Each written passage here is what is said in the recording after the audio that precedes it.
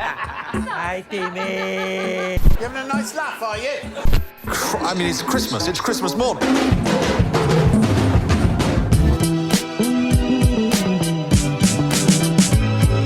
Hey! I love the way it makes me feel inside. What's up, everyone? Adam from FWCI. This is Horrible Histories Bob Hale Compilation Part 2. Parts 3 and 4 are up on Patreon at patreon.com/FWCI if you want to watch ahead. If you don't want to watch ahead and you're happy for it to come up on your YouTube, whatever, make sure you hit the subscribe button here. So I'm actually recording all 4 parts in one go, so it's not going to be a very long intro here, but just to recap, Bob Hale is crazy, hilarious, and Martha Howe Douglas, and whatever her character's name is, the newsreader, she is the perfect, juxtaposition for Bob Hale, and she's also as hilarious as him in this as well. That's where I'm at with it. In this part, we're going to be watching English Civil War Report with Bob Hale, interesting. Horrible Histories, Rise and Fall of the British Empire. War of the Roses Report. And then the Tudor's Song. Oh, okay, so that's one of the songs. And Horrible History News, the Crusades Report. So that's what's on the menu, but not for long. Let's eat it right now. This is Bob Hale, Compilation, Part 2. 1600s, when the people of Britain went to war with each other to decide whether they wanted the country ruled by a king or ruled by Parliament. With more details, it's over to Bob Hale. I know who won that fight. It's King Charles I, and right from day one, he is stirring up trouble. Mainly because he's supposed to be a Protestant, like the Church of England. Oh God, this again. So Charlie tells them to take some time off. About 10 years, in fact, leaving him in charge of the entire country, which is jolly good fun. But not for long. First, the Scots sick of this bossy, Catholic-loving king, and wars are very expensive. So Charlie brings back Parliament, just so he can ask them for some money. And they say no, because you tried to get rid of us, remember? The cheek of this guy. In Nottingham, civil war is declared. And what a war it is. In fact, if we look at the fightometer, we can see that the first major battle, Edge Hill, victory goes to no one at all. How very dull. It's a dead heat. But the Cavaliers down in the West Country. And then Charlie has an idea. He'll make a truce with the Scots if they'll help him fight the Roundheads, which is absolutely brilliant. Except it doesn't work at all, and they just hand him over to Parliament. And that is the end of that. But not for long. It soon becomes clear that the Roundhead leader, Oliver Cromwell, is about as much fun as Sting. Cromwell completely crushes both of them, and it's goodbye Civil War, goodbye Charlie's head, and indeed goodbye kings and queens altogether. Jesus. And then he runs out of stuff to ban, gets bored, and dies. So his son Richard takes over, but he's about as much use as a jelly pickaxe. And before long, the people of Britain just want the penny Puritans out. It's the Restoration, which gives us all sorts of fun things. Party times, right? Restoration fashion and restoration furniture, including this delightful mahogany bureau. Now, do I hear £750, 750 of the bureau, 750 once at the back, 750. Sold for £1,000 and a beautiful lady with a beautiful bob haircut. And back to you, Sam. British Civil War. Didn't realise it was as, I'm going to be honest. I've never put that much thought into, was there ever a civil war in England? And now that I think about it, it is horribly obvious that there definitely would have been a shit ton of them over the years. So I'm learning things, which I probably should know about because it's kind of my family heritage, I guess. All right, we've got this one, the rise and fall of the British Empire. Is this going to be tied into what we just watched as well? Here to explain more is Bob Hale with the British Empire Report. Bob. Thank you, Sam. Well, there it is. He looks so different in like every video though. Claims it for England, and so the empire begins. Ta-da! Sadly, he doesn't leave anyone there to look after it, and then he dies on the way home. So all in all, it's not a brilliant trip. It means we finally have a British Empire, and everything's going awfully, awfully well. But not for long. Captain Cook discovers Australia. So Britain says, yes, we'll have that. And yes. It seems the Indian people don't like being ruled by a tea company, and who can blame them? They decide to rebel. Wow, that's one way to put it, yeah, fuck. Queen Victoria takes over the country as Indian Empress, which don't impress the Indians. In fact, by the time World War I breaks out, a third of all Africans are ruled by the British. Wow. I didn't realise it was that much. A third of the planet run by one tiny island. But not for long. First to go are Australia and Canada and Egypt. Then the phone's unplugged, the lights go off, the milk gets cancelled, the gas is disconnected, and I have to hand back to Sam. Thanks, Bob.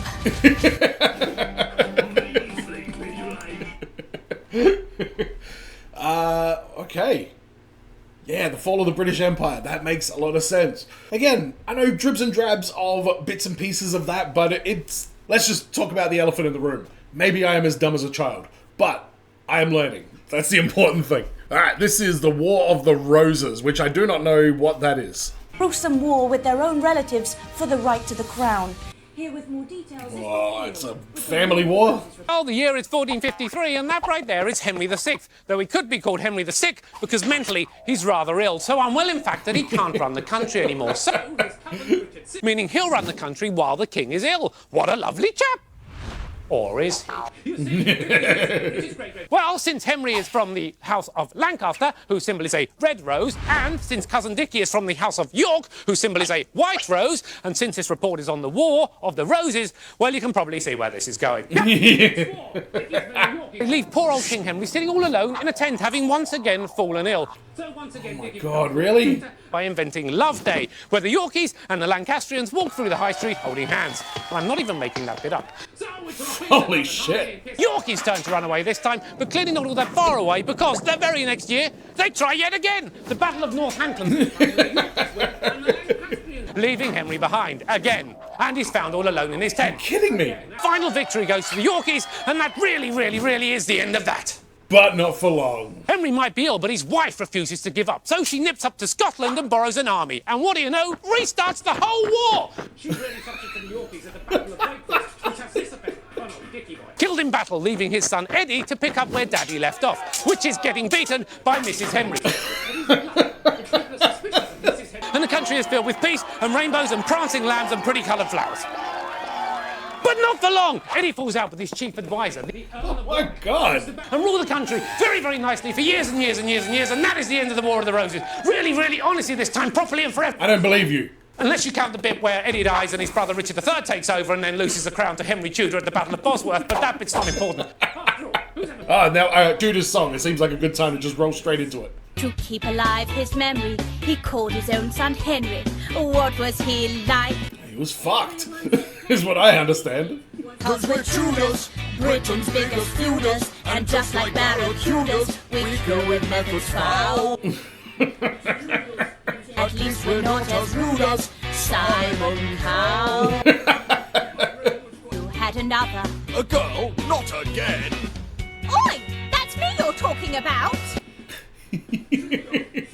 But we were never done.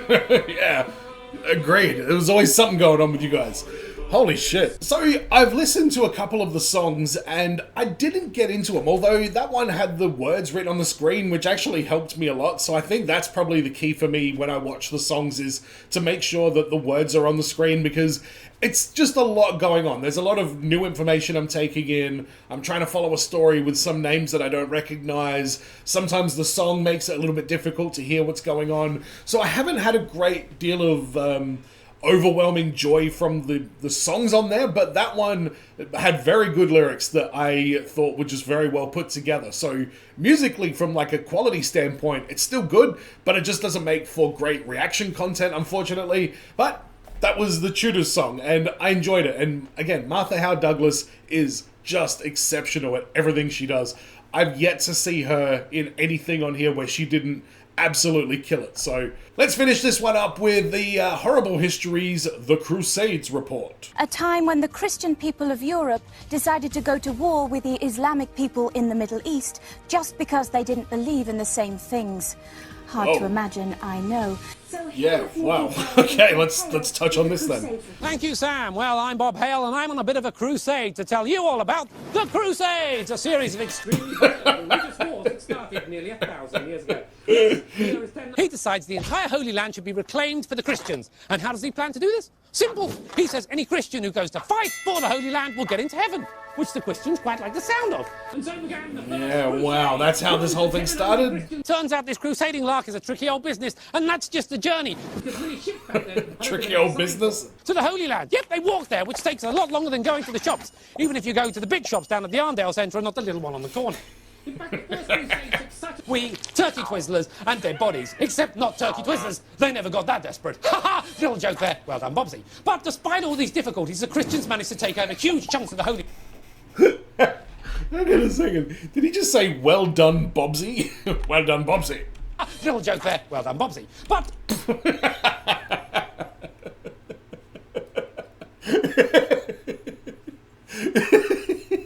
He's too much. He is way too funny. Like, he could just take any line and make it 10 times funnier. On Crusades over Christians win, so long, farewell, our feet are saying goodbye, right?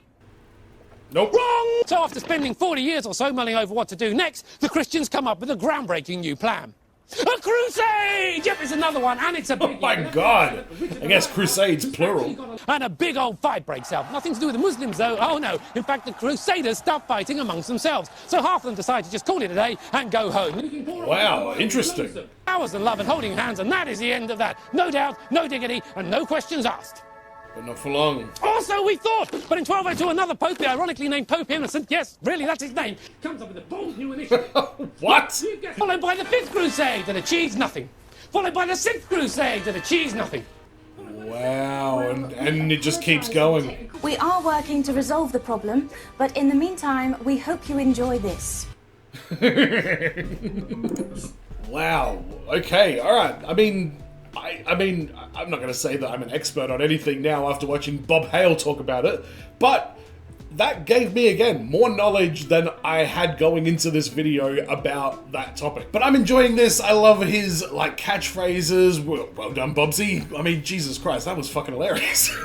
Just that one line. The energy and the humor of Lawrence Rickard is second to none. And again, Martha Howe Douglas brings a lot to these videos as well. She always gives it that perfect bookend and that little exclamation point, and it just hits every time. So if you want to watch ahead to parts 3 and 4, go to patreon.com/FWCI. Make sure you subscribe here on YouTube if you feel like waiting until they go public. And as always, everyone, be well, stay safe, look after your friends, ta-ta, farewell.